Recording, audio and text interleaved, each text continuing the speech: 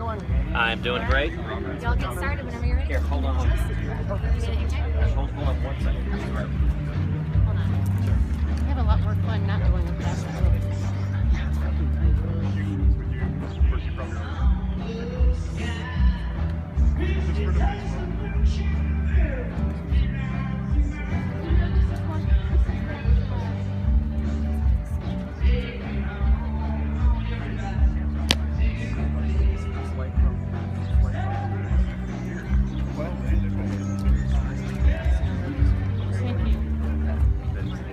Everyone set? Anyone have a mic or anything? Or are you guys all good? Good. Here we go.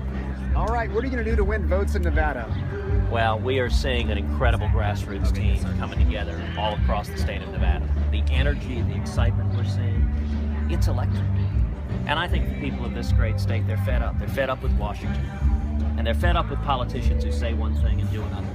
They're looking for a leader who will tell the truth and do what he said he would do. And I think that's the reason we've been seeing so much incredible enthusiasm. You know, in the 100 hours that followed the debate last week, we saw $1.1 million in contributions. Tens of thousands of people across the country going to tedcruz.org, supporting the campaign. Because our country's in crisis. What's the one thing you'll do for the people of Nevada if you're the next president of the United States? Keep my word. I think the Republican primary and the general election comes down to one word: trust. We've all seen campaign conservatives who on the campaign trail, they talk a good game, and they get in office and they don't do what they say. I think what Republican primary voters, what Republican caucus goers are looking for is a consistent conservative, someone who is the same yesterday, today, and tomorrow. Well, that's true with the Affordable Care Act. You were the only one to stand up to try to stop that. What do you want to say about your other GOP candidates who didn't do that? Well, I think that is a great example. If you look at Obamacare, every candidate will say they oppose Obamacare, but I think the question that Nevada caucus goers will ask is, where were you? What have you done leading the fight to stop Obamacare? What have you done leading the fight to stop the debt and deficit that is bankrupting our country? What have you done to stand up to President Obama's unconstitutional executive amnesty?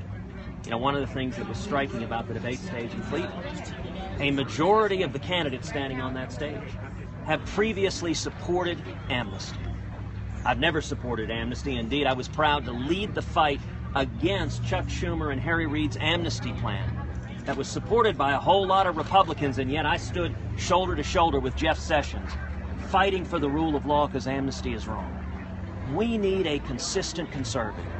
And I'll tell you, when it comes to the state of Nevada, Nevada is getting pummeled by the federal government, farmers and ranchers. We're seeing out-of-control taxes and regulations that are killing jobs. They're killing jobs in the mining industry. We need a president who has a record and the backbone to take on the EPA, to rescind the waters of the United States regulation that is utterly lawless. And I'll tell you, one of the things the great state of Nevada deals with every day is 84% of this state is owned by the federal government. That is fundamentally wrong. My home state of Texas, 2% of our state is owned by the federal government. We think that's 2% too much. So what do you do about that, Senator? What do you do about the 84%? John, it's a great question. What you do about it is you transfer it back to the states or you transfer it to the people.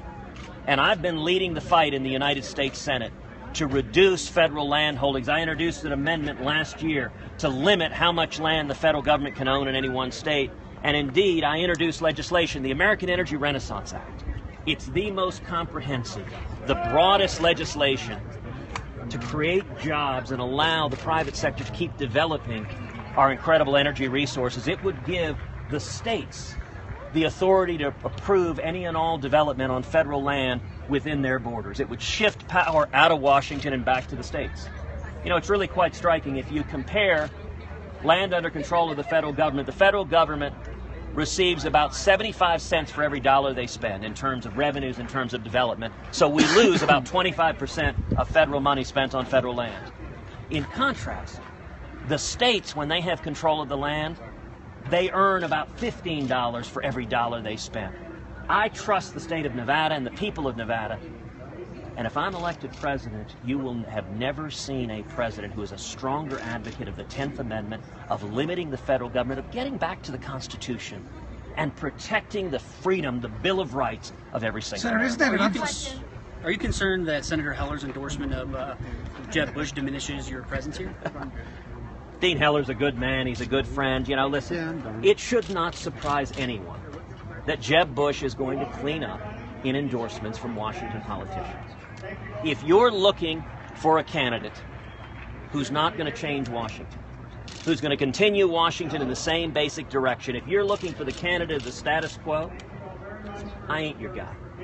On the other hand, if you think Washington is fundamentally broken, if you think we have career politicians in both parties who get in bed with lobbyists and special interests and grow and grow and grow government, if you think we need to take power out of Washington and bring it back to we the people, that's what this campaign is all about.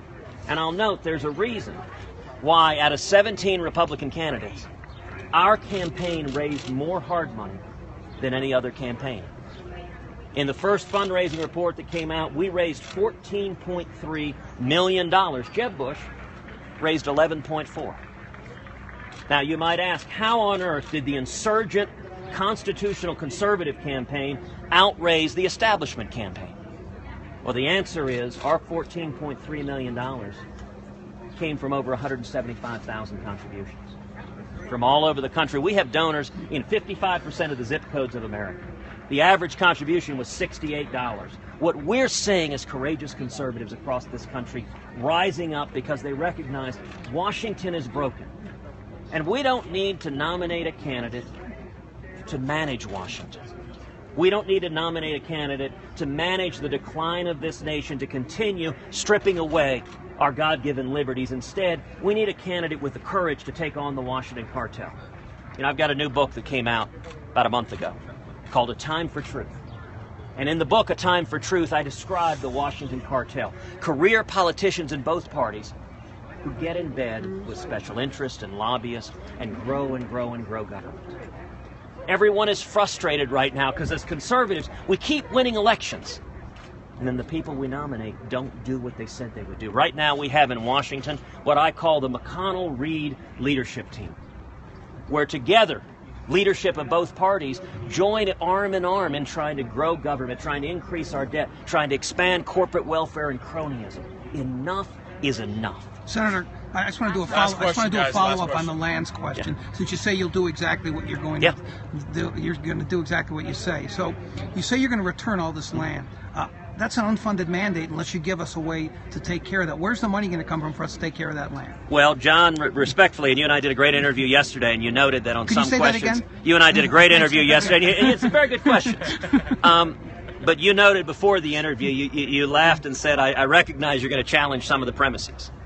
That's one premise I'm going to challenge, which is, you're right, if all of the land were just transferred to the state and the state kept ownership of it, there would be significant cost. But I think it'd be crazy for the state of Nevada to own 84% of the state of Nevada. You look at, in Texas, 2% of the land is federal land. I don't know what percent is state land, but it's not very much. It needs to be the people of Nevada that own the state of Nevada. It shouldn't be government at any level. We should trust the people. And the beauty of it is, when it's in private hands, then the owners have the incentives to develop the land, whether it is to open it up for hunting and fishing and wildlife, whether it is to explore the natural resources, the mining, the grazing, to look at whether it's to develop it for residential uses, for recreational uses. All of that, property rights are a powerful, powerful tool for incentivizing people to reach the maximum value in this state. When it's in the hands of government, it's all about entrenching politicians in power. I want to take power out of politicians' hands and bring it to the citizens of Nevada and the citizens of this country. Thank you all.